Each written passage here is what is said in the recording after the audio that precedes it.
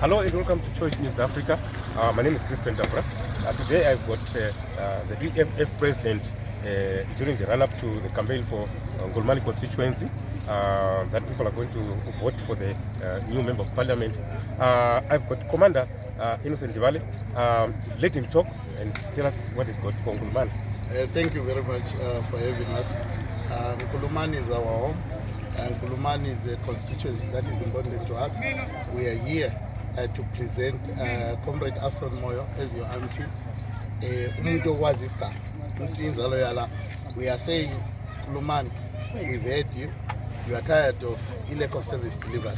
We are going to ensure that we deliver. Tina, we are very clear that we are engaging everyone.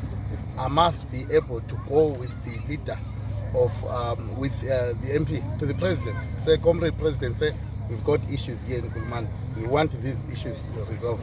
So Tina, we don't shy away because we believe Nkulumane has been left behind.